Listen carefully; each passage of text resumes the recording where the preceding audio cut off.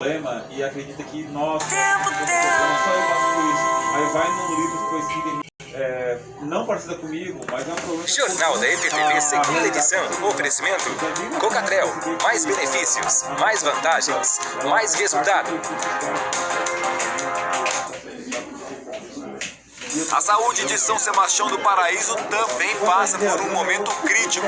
A Santa Casa da cidade está hoje com 110% de ocupação de leitos de UTI para pacientes com Covid. O governo de Minas Gerais divulgou novas medidas restritivas para as cidades que estão na onda vermelha do programa Minas Consciente. Depois de contabilizar um prejuízo de quase 15 milhões de reais durante a onda roxa, Monte Verde, distrito de Camanducaia, espera receber 7 mil pessoas durante o feriadão. As autoridades afirmam que as normas de prevenção serão seguidas. Na quarta reportagem do projeto Sírios, as pessoas que trabalharam e contribuíram para que o Brasil tivesse um dos 3 mais modernos laboratórios desse tipo no mundo. Agora no IPTV 2. Vamos com a camiseta,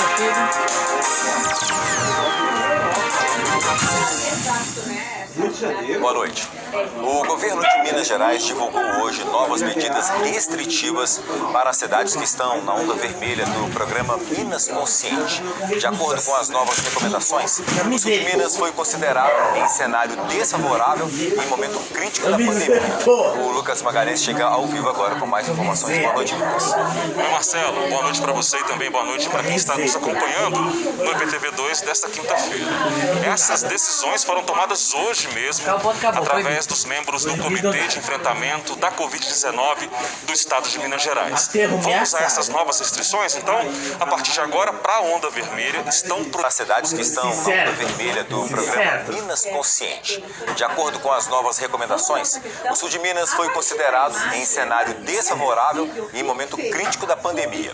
O Lucas Magalhães chega ao vivo agora com mais informações. Boa noite, Lucas. Oi, Marcelo. Boa noite para você e também boa noite para quem está nos acompanhando no IPTV 2 desta quinta-feira. Essas decisões foram tomadas hoje mesmo através dos membros do Comitê de Enfrentamento da Covid-19 do Estado de Minas Gerais. Vamos a essas novas restrições, então, a partir de agora, para a onda vermelha, estão proibidas as realizações de eventos de qualquer natureza, também o funcionamento de academias, clubes recreativos, salões de beleza e a alimentação dentro dos restaurantes só pode acontecer até às 19 horas, logo depois disso é só por entrega.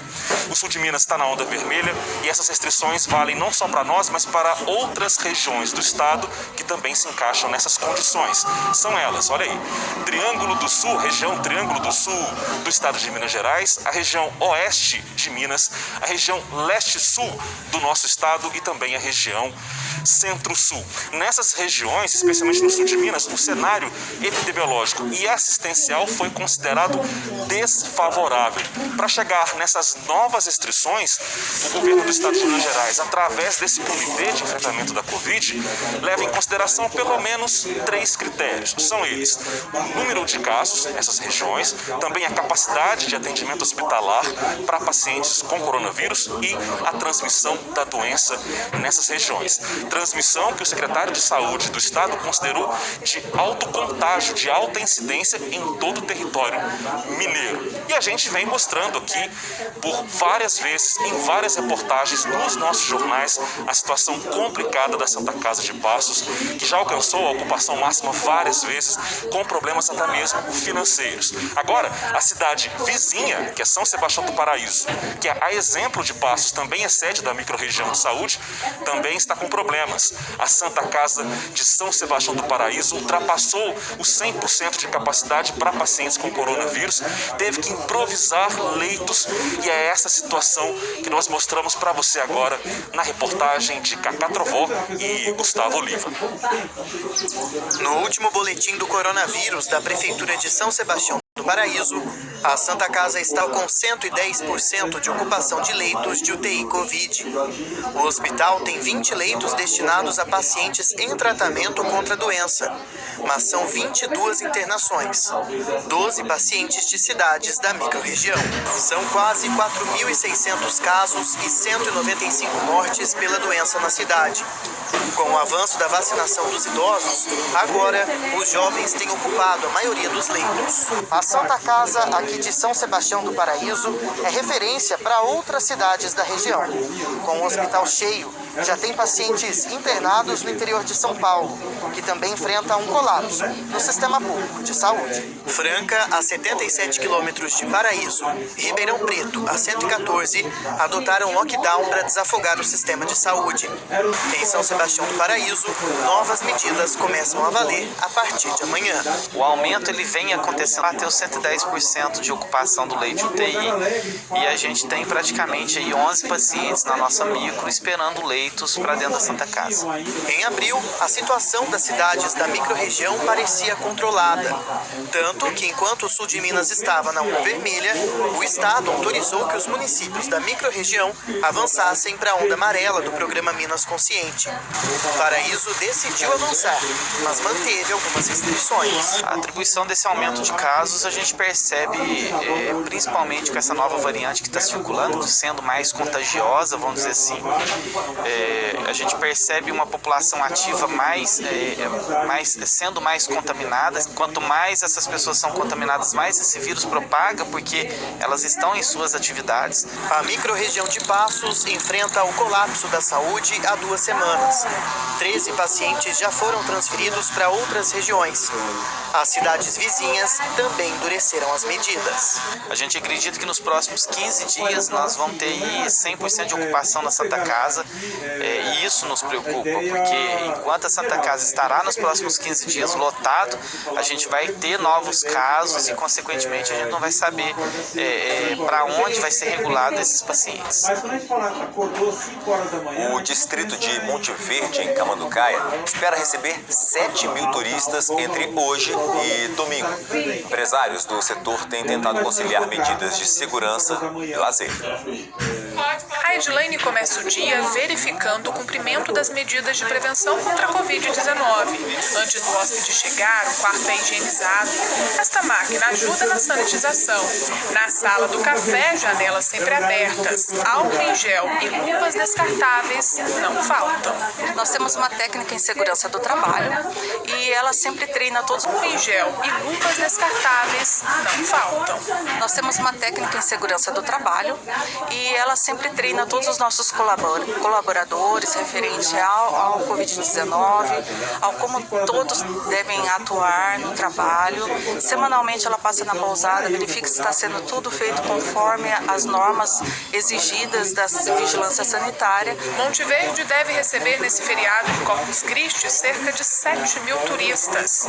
No mesmo momento, o sul de Minas passa por uma das fases mais críticas da doença, com um novo recorde diário registrado ontem, de mais de 2.600 novos casos. A região já ultrapassou os 216 mil registros e mais de 5.000 mortes.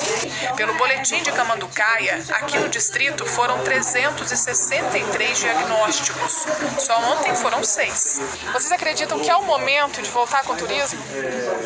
Então, não é uma questão de momento. A gente está trabalhando com muita segurança, responsabilidade e trabalhando com a fiscalização rígida para que a gente não tenha problema de contaminação. Nós aumentamos o número de fiscais na Avenida Monte Verde, em toda a cidade, para a gente tratar dessa questão de aglomeração, evitar. Também mudamos a barreira sanitária para ter uma divisão e um controle maior dos turistas. E aumentamos as calçadas da Avenida Monte Verde, que é o principal atrativo turístico aqui, para evitar aglomeração. E tem multa dos restaurantes que não cumprirem as regras de distanciamento, multa nos hotéis que não cumprirem a questão do percentual, multa para quem não usa máscara. Como forma de prevenção nessa retomada do turismo, essa avenida principal, ela foi transformada em mão única. Dessa forma, a calçada ficou mais larga, diminuindo o risco de aglomeração. Ainda é um teste e pode sofrer alterações. A reabertura, ela veio, de forma de novo consciente, porque A gente entende que o momento é frágil para todos, né? Como tem sido esse último ano e meio aí, a gente já está entrando. Mas ao mesmo tempo a gente já está acostumado a seguir as regras, né? A ter... A agência que representa o setor comercial do distrito.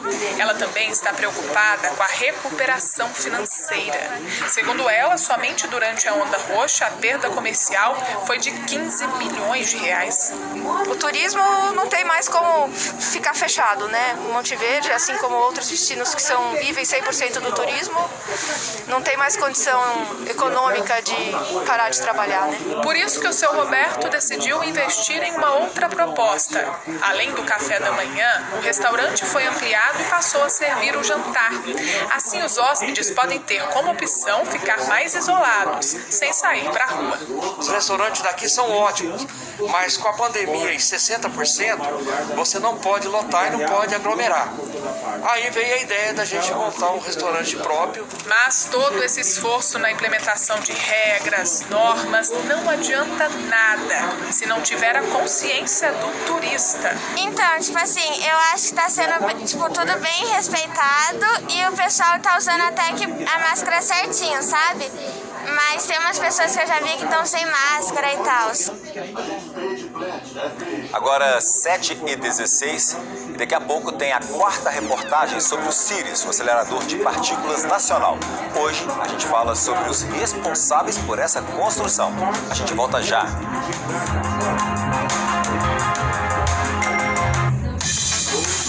Rafael pode reencontrar Kira. Olha a vergonha que a gente tá passando. Para com isso. Eu vi, Renadinha. Era ela. Eu não tô maluco. Fruto da sua imaginação, Rafa. Eu sei porque eu olhei. E Bel tenta consolar Zezinho. Eu ainda não acredito que a Josmar me traiu. Pra mim, ela vai aparecer e falar que foi tudo uma pegadinha, sabe? Eu posso tentar te distrair um pouco. Vem comigo, que você não vai se arrepender. Daqui a pouco, salve-se quem puder.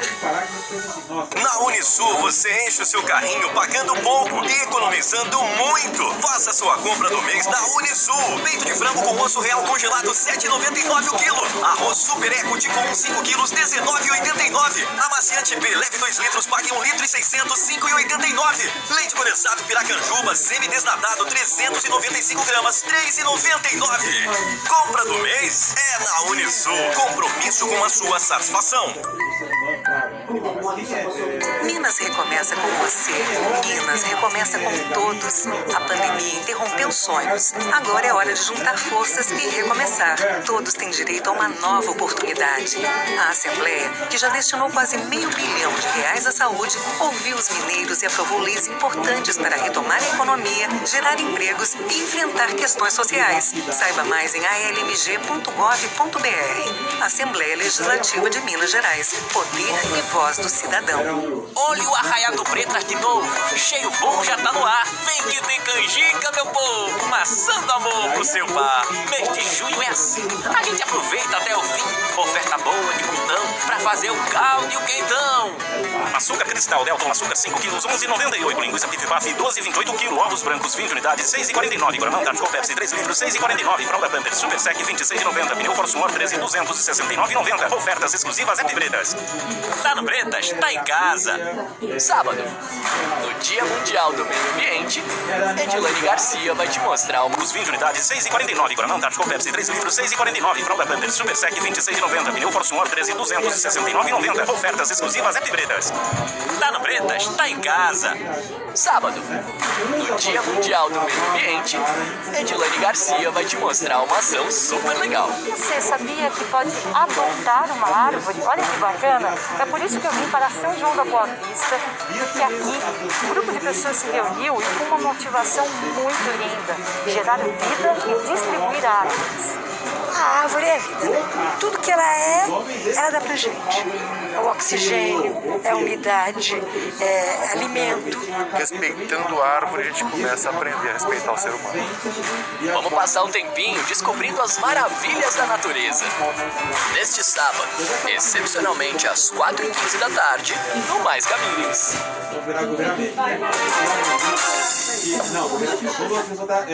Duas pessoas morreram em um acidente entre um caminhão caminhão e uma motocicleta hoje na rodovia do Contorno, em Poços de Caldas. De acordo com a Polícia Militar, o motorista do caminhão disse que seguia sentido Avenida Saturnino de Brito e, próximo a uma curva, teria visto a motocicleta. Ela seguia na contramão. O motorista, então, teria freado o caminhão e tentado jogar o veículo para o lado esquerdo, mas a moto acabou batendo de frente com esse caminhão. O mototaxista João Kleber Ferreira, de 20 anos, e a passageira Maria Paula Galo de Oliveira, de 26 anos, morreram no local. Bom, entidades e pessoas ligadas aos lagos de Furnas e de Mascarenhas, Moraes, questionam a determinação da Agência Nacional das Águas, que estabeleceu o limite mínimo de 15% do volume útil desses reservatórios. Acredite, esse é um dos braços do Lago de Furnas, em Alfenas. A água sumiu daqui faz tempo. E o que deveria ser uma área de embarque, agora só tem pasto. Quem depende da pesca na região sabe que isso tem sido frequente nos últimos anos. Todo o setor foi impactado. Não só na questão da pesca esportiva, mas na pesca comercial, na piscicultura, né? Na pesca de lazer. Final de semana, você imagina, as famílias vinham aqui nessa região, né, para pescar, pegar o peixinho para comer, passar algumas horas de lazer, e isso agora está sendo impossível de ser feito. A Thaís é presidente da Associação do Circuito Turístico do Lago de Furnas e diz que quando a represa fica abaixo de 50% da capacidade, várias atividades de lazer já começam a ficar comprometidas. São mais de 5 mil empreendimentos impactados, isso os formais, e 20 mil empregos que deixam de existir, que poderiam estar existindo agora se o lago tivesse no mínimo com 55% da sua capacidade. Em pouco mais de 2 décadas, o chamado Mar de Minas já perdeu essa grandiosidade pelo menos 6 vezes. Primeiro, em outubro de 2000, quando o lago ficou com 11% do volume útil. Depois, em dezembro de 2012, com apenas 12%. Em janeiro de 2015, mais uma crise, 9,83% da capacidade. O pior índice registrado foi em novembro de 2017, só 9,67% de volume útil. Em 2019, também no mês de novembro, a represa chegou a ter 13% da capacidade. E em novembro do ano passado, cota em torno de 16,5%. Hoje, com cerca de 36% do volume útil, já é possível encontrar várias regiões assim, completamente secas. Mas como há previsão de mais um período severo de estiagem, a Agência Nacional de Águas decretou situação crítica de escassez dos recursos hídricos em toda a região hidrográfica do Paraná, o que inclui Furnas e também a represa de Mascarenhas de Moraes, aqui no sul de Minas. A ideia é que os 2 reservatórios não fiquem com menos de 15% da capacidade. O nível de referência, né, sendo esses 15%, que é 754 metros, ao longo desse período, a Agência Nacional de Águas ela pode tomar decisões emergenciais do ponto de vista de suspensão ou de alteração dessas autorizações de usos que não sejam de abastecimento ou de irrigação, né? Então é como se fosse assim, a hora que chegar esses 15%, as outras autorizações de usos, né, elas seriam suspensas temporariamente, ou alguma outra ação que reduzisse essa saída de água por outros usos que não fosse o abastecimento de água. O presidente da Associação dos Municípios Banhados pelo Lago de Furnas defende o uso da água de forma múltipla e não só para geração de energia. Hoje nós temos simplesmente as águas do lago se prestando apenas à geração de energia elétrica. Não só para geração de energia. Hoje nós temos simplesmente as águas do lago se prestando apenas à geração de energia elétrica. Assim, as cidades que margeiam o lago passam a ter várias dificuldades. Elas perdem aquela capacidade de dar à água um uso múltiplo, o governo de Minas enviou ofícios para as direções da Agência Nacional de Energia Elétrica e da Agência Nacional de Águas, pedindo a manutenção das cotas dos reservatórios de Furnas e Mascarenhas de Moraes.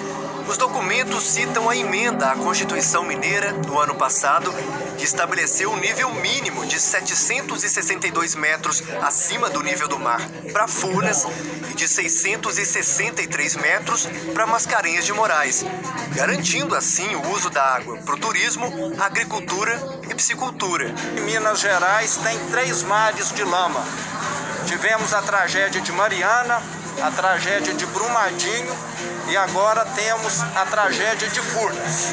O governador esteve ontem em Alfenas e visitou essa pousada, onde dezenas de funcionários tiveram que ser demitidos nos últimos anos. O dono até investiu na estrutura para ter outros atrativos para os turistas, mas a vontade ainda é ver tudo isso aqui cheio d'água novamente. Podemos manter a cota mínima 762 e para essa cota mínima 762 ela vai ter que estar na 768 sempre. Então o lago vai ficar cheio, vai voltar ao mar de Minas e a felicidade de todos os mineiros. É o que o senhor espera? É o que eu espero. Nós questionamos a assessoria da Agência Nacional de Águas sobre o mínimo de 15% do nível dos reservatórios, mas até o momento não tivemos retorno.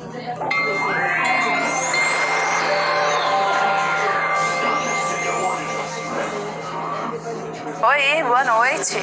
Amanhã a massa de ar seco continua na nossa região. A imagem atualizada de satélite mostra que não tem nada de nuvem carregada, nenhuma nuvem de chuva por aqui. A sexta-feira, então, vai ser mais um dia de tempo firme com sol forte. Já vamos para as temperaturas. Borda da Mata e Heliodora têm mínimas de 14 e máximas de 26. Eloy Mendes também deve registrar 26 graus durante a tarde. Agora, em Nova Resende, daí esquenta mais. Termômetros chegando à casa dos 29 graus. Faz mais calor ainda em Claraval. Por lá, mínima de 20, máxima de 33 graus, 13 graus de diferença.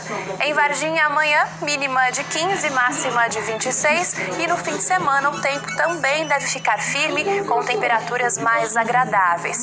E repara, quem deve voltar aí na segunda-feira? A chuva. A gente, claro, vai atualizando tudinho para você amanhã. Conhecimento para que o Brasil tivesse hoje um dos 3 mais modernos laboratórios desse tipo no mundo inteiro. O maior projeto científico do Brasil é feito de gente que pensa grande.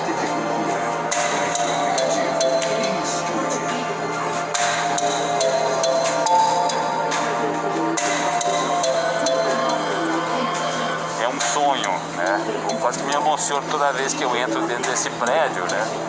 Porque quando a gente começou isso aqui em 2009, nós não tínhamos nem terreno, nem projeto, nem pessoas.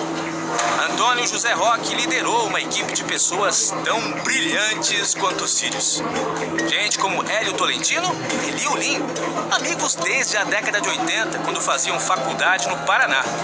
Em 1985, eles formaram um grupo de 4 pessoas que foi para a Universidade de Stanford, nos Estados Unidos, para conhecer um acelerador de partículas. Naquela época, nós éramos jovens, né? Fazíamos iniciação científica, trabalhávamos no grupo de ótica, de raio-x, instrumentação lá da Federal do Paraná.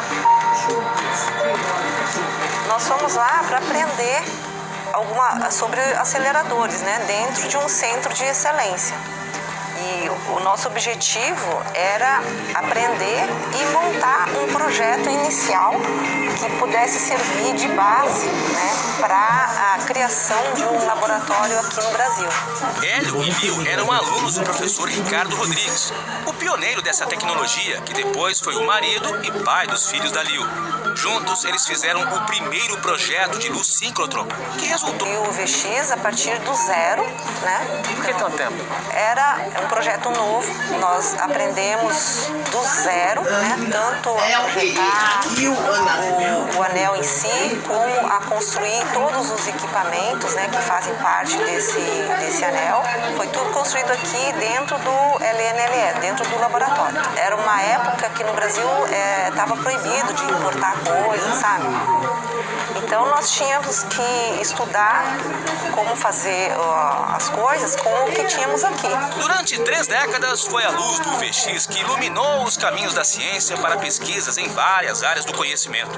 No período de funcionamento do UVX, Hélio estava na Europa, trabalhando com o síncrotron francês, mas foi chamado para um novo desafio, a construção dos Sirius. Já tinha aprendido muito durante a construção do UVX. Lá no Centro Europeu eu estava trabalhando com outro tipo de técnica, de tecnologia, e então tinha uma bagagem já bastante grande, mas nessa área especificamente, que é de microscopia de raio-x, né, construir essa linha, era realmente um grande desafio, uma coisa totalmente nova. Eu acho que, inclusive, se não fosse a experiência do UVX, nós não teríamos construído os Sirius, porque realmente o UVX foi uma grande escola para todos nós aqui. O laboratório UVX foi a semente dos Sirius. Inclusive, alguns equipamentos de lá foram trazidos aqui para a nova fonte de luz.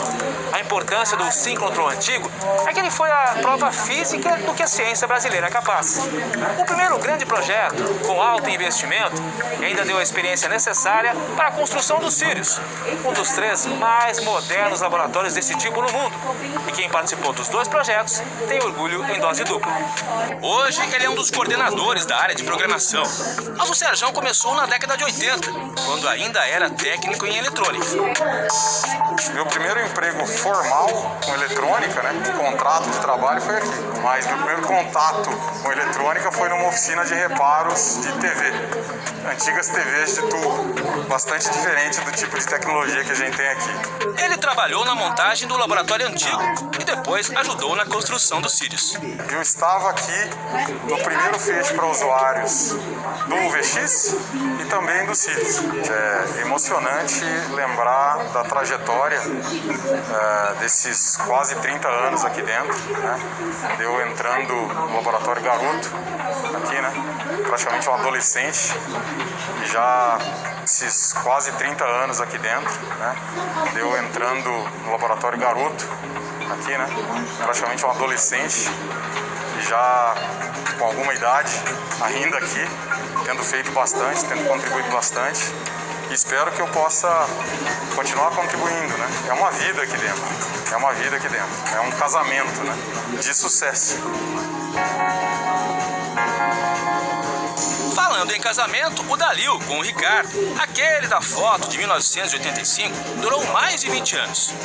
Em janeiro do ano passado, um dos principais responsáveis pelos 2 projetos de luz síncrotron do Brasil foi vencido por um câncer. Morreu pouco antes dos Sirius abrir as portas para pesquisas. Foi uma perda muito grande, né? Porque assim, a gente realmente foi bastante companheiro, né? Durante todos esses anos.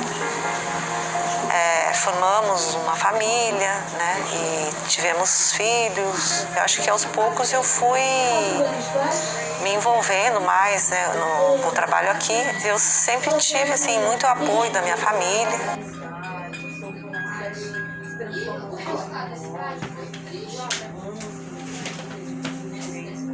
Nossa!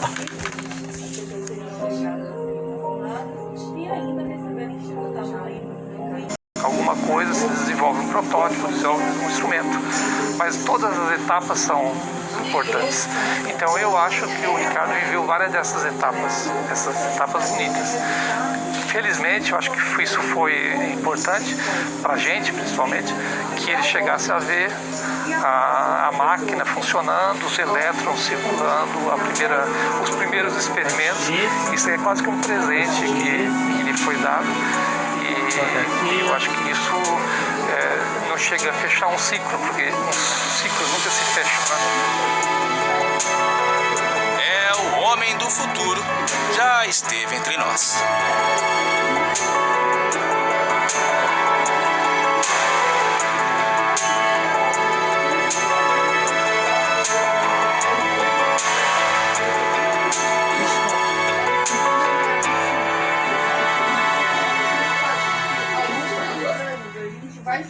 Não Amanhã tem a última reportagem dessa série especial sobre o projeto Sirius.